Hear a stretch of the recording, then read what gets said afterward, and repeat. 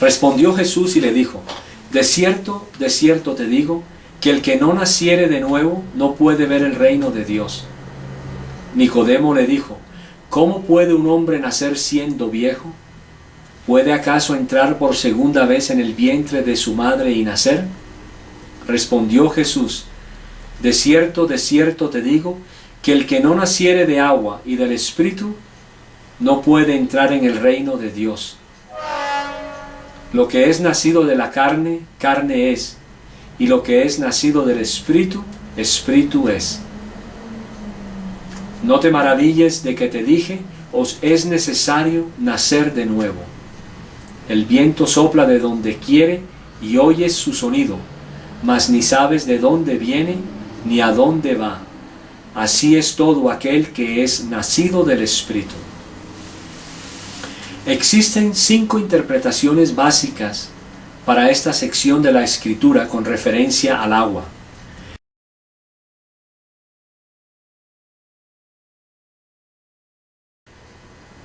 El agua se refiere al nacimiento natural. El agua se refiere a la palabra de Dios. El agua se refiere al Espíritu Santo. El agua se refiere al ministerio de Juan el Bautista.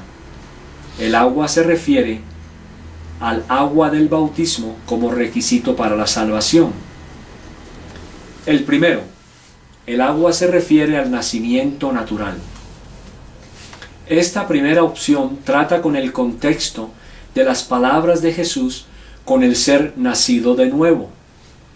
Nicodemo le responde al mencionar la experiencia de nacer desde el vientre de la madre. Jesús entonces le habla del agua y del Espíritu diciéndole: lo que es nacido de la carne es carne, y lo que es nacido del Espíritu es espíritu. Lo que esto sugiere es que el primer nacimiento es el nacimiento natural y el segundo nacimiento es el espiritual. Sin embargo, Nicodemo piensa que este nacer de nuevo sugeriría un volver al vientre de la madre y nacer nuevamente. Por la respuesta de Jesús sabemos que esto no es como lo pensó Nicodemo. Segundo, el agua se refiere a la palabra de Dios. Esta segunda opción sostiene que el agua se está refiriendo a la palabra de Dios.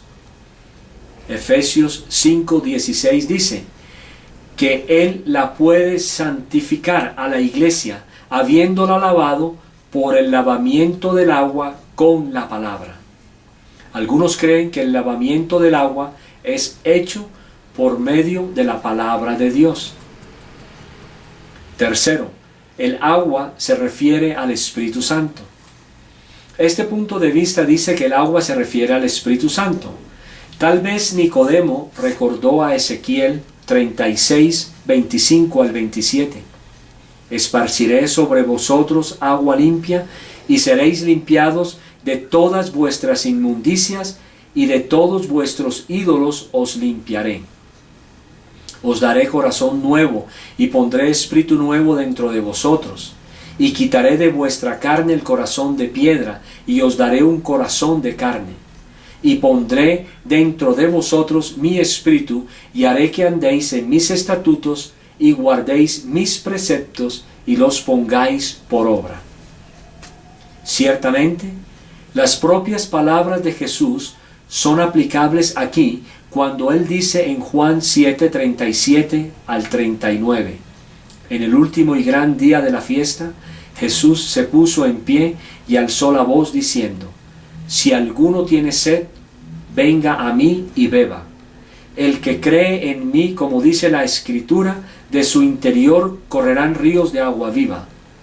Esto dijo del Espíritu que habían de recibir los que creyesen en Él, pues aún no había venido el Espíritu Santo, porque Jesús no había sido aún glorificado. Cuarto, el agua se refiere al ministerio de Juan el Bautista. Este punto de vista sostiene que el agua es con referencia al agua del bautismo de arrepentimiento enseñado por Juan el Bautista. Mateo 3 del 1 al 6 describe el ministerio de Juan en el desierto, su enseñanza acerca del arrepentimiento y el bautizo de las personas en ese arrepentimiento. En el contexto, el primer capítulo de Juan menciona a Juan el Bautista en los versículos del 6 al 8 y del 19 al 36. Ciertamente, Juan y su ministerio están presentes aquí. Si este es el caso, entonces Jesús estaría hablando del bautismo, la ordenanza inicial de arrepentimiento predicado por Juan el Bautista. Quinto, el agua se refiere al agua del bautismo como requisito para la salvación. Este último punto de vista es el que sostiene la Iglesia Internacional de Cristo y otras iglesias que exigen el bautismo para ser salvos.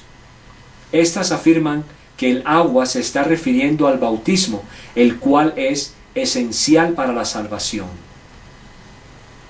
Pero ¿enseña Juan 3:5 que el bautismo es esencial para la salvación?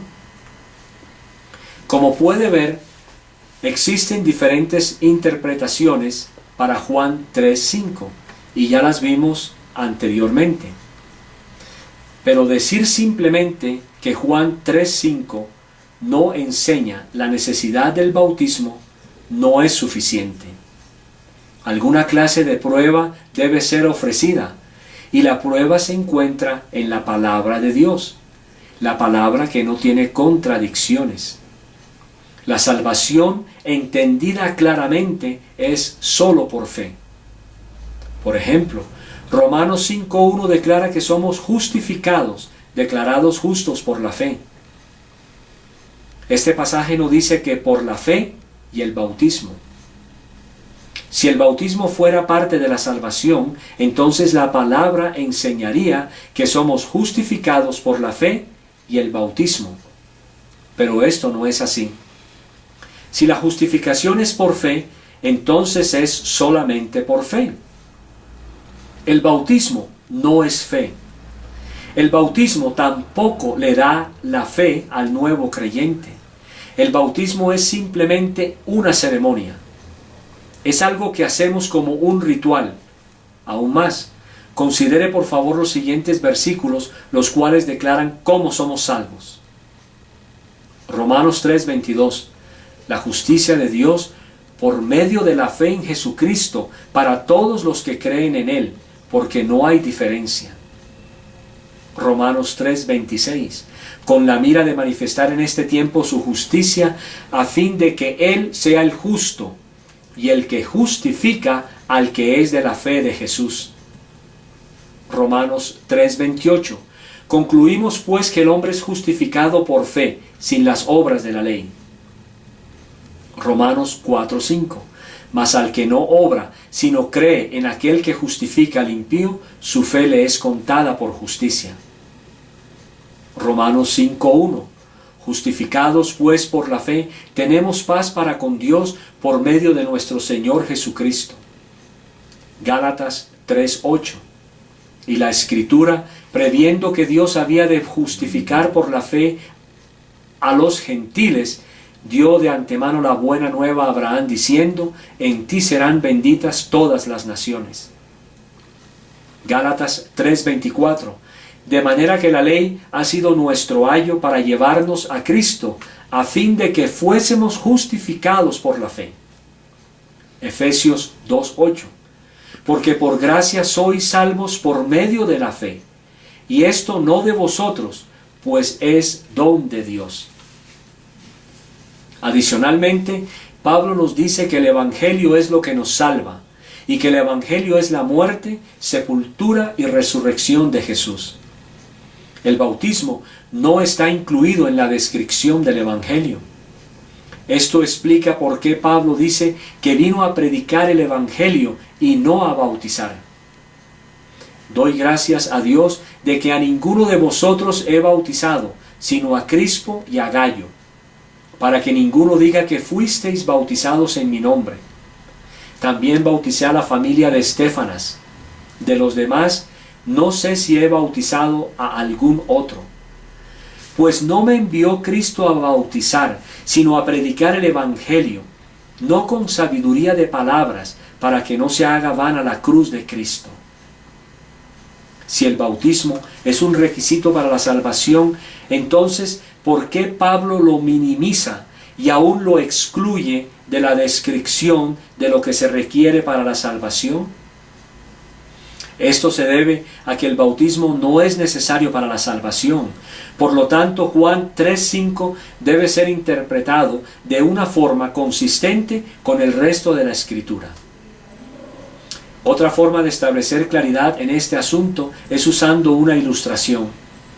Supongamos que una persona, bajo la convicción del Espíritu Santo, creyó en Jesús como su Salvador y ha recibido a Cristo. ¿Es esa persona salva? Claro que sí. Si cree en lo que la Biblia dice, que somos salvos por la fe. Pero vamos un poco más allá con este ejemplo. Supongamos que esta persona que confiesa sus pecados, llora en arrepentimiento al Señor y lo recibe como Salvador, camina atravesando una calle para ser bautizado en una iglesia local. Pero en la mitad de la calle es atropellado por un carro y muere. Le pregunto, ¿esa persona va al cielo o al infierno? Si va a los cielos, entonces el bautismo no es necesario para la salvación. Pero si va para el infierno, entonces el haber creído en Jesús por fe no es suficiente para la salvación. ¿No va esto en contra de las Escrituras, que dicen que la salvación es un regalo y que se recibe solo por fe? Sí lo es. Así lo dice la Escritura.